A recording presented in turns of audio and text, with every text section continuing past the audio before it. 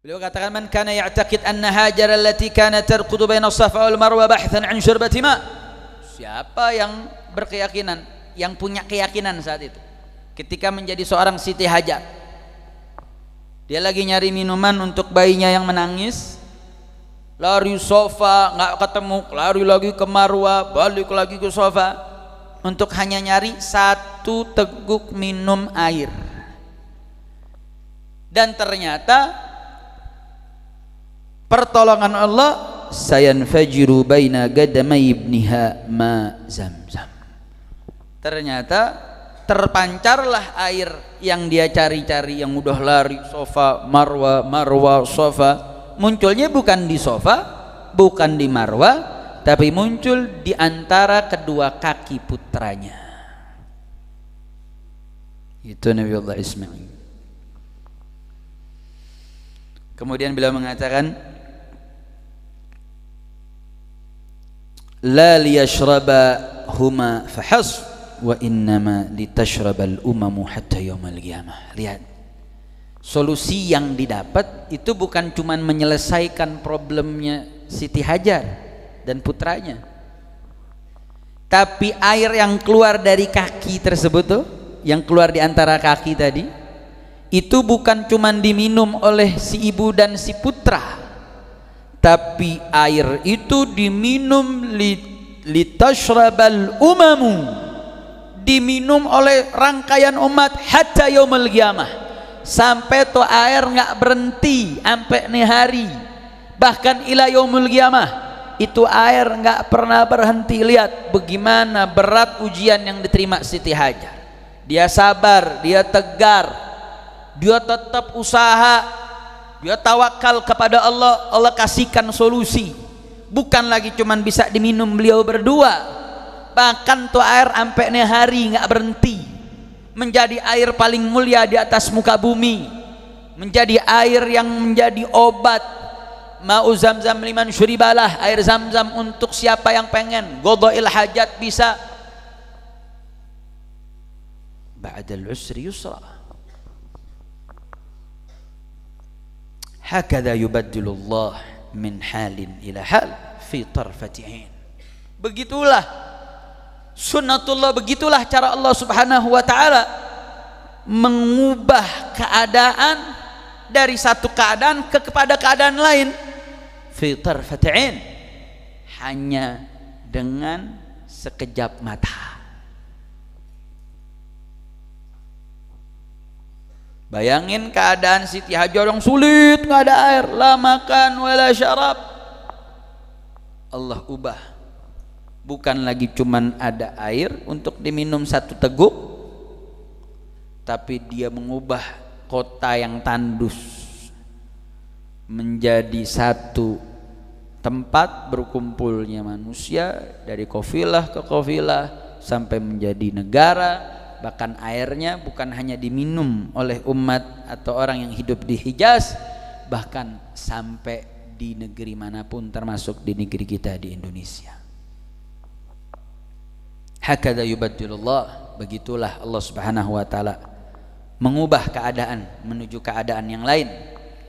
Maka dikatakan asyiddatu batra la dawamalaha. Kesulitan itu enggak lama. Kesulitan tuh enggak lama. Hakadha yaqulu Ibnul Qayyim, begitulah Ibnul Qayyim mengatakan. Yang maksudnya tekankan apa? Ini antum nih, iltizam kewajiban antum dengan peraturan ini enggak lama. Antum di pondok pesantren berapa lama sih? Antum mesti mewajibkan diri untuk iltizam dengan aturan, enggak lama. Jalanin itu menjadi satu bagian dari episode kehidupan yang nanti Allah akan menjadikan keadaan yang saat ini kita rasakan sulit untuk kita menerima keadaan yang sangat-sangat Allah akan ciptakan menjadi satu hal yang sangat-sangat baik. Isbiru ya syabab, sabar. Isbiru, sabar. Lawan hawa nafsunya, lawan keinginan mukhalafahnya, lawan. Isbiru, sabar. Ibnul Qayyim mengatakan, kulluna marrat bina lahadhatun qasiyah hasabnaha nihayatal mataf. kata Ibnul Qayyim, kulluna marrat bina lahadhatun qasiyah. Kita melalui masa-masa sulit, semua dengan rangkaian macam-macam. Hasabnaha nihayatal mataf. Kita ngerasa kayaknya udah ini paling parah, udah ini ujung dari segalanya. Kita ngerasa ujung kita kayak paling parah. Kullu hadza asbaha al-yawm mujarrad dzikrayat. Setelah itu masa lewat, masa sulit lewat, itu akan menjadi pengingat, menjadi dzikrayat. Masa-masa sulit itu ketika kita mampu bertahan, sabar, itu menjadi satu kenangan. Dia menjadi satu pengingat yang mengingatkan kita. Fala tay'as wa thik bi rabbik. Jangan pernah putus asa. Fathik bi rabbik. Maka percayalah, peganglah, berpegang kuatlah kepada Tuhanmu. Kalau banyak ungkapan mengatakan orang naik pesawat dia bisa percaya sama pilot, padahal terbang dengan ketinggian ratusan ribu di atas permukaan laut atau ratusan ribu kaki dengan kecepatan tinggi ciptaan manusia dengan resiko kematian sangat-sangat besar, tapi dia bisa tertidur, bisa nonton film, bisa makan, dia bisa yakin dengan si pilot yang bisa human error, bisa buat kesalahan. Kayak kemarin pilot tidur, bukan nyampe ke bandara, nyampe ke Garut, nyasar deh gara-gara ketiduran. Ada seorang pilot, ada pilot salah satu maskapai penerbangan, bisa dia percaya. Tapi kenapa dia nggak bisa percaya kepada Allah Subhanahu wa Ta'ala yang dia menjadi hambanya, yang udah dibuat aturannya, yang aturan Allah Subhanahu wa Ta'ala udah berikan jaminannya. Apalagi kemudian yang hamba Allah ini seorang thalabatul ilm, yang dia sedang cari sesuatu yang mulia. Pengorbanan yang dia rasakan itu semuanya ma'jur, diberikan pahala. Yang orang tuanya berharap, yang orang tuanya punya harapan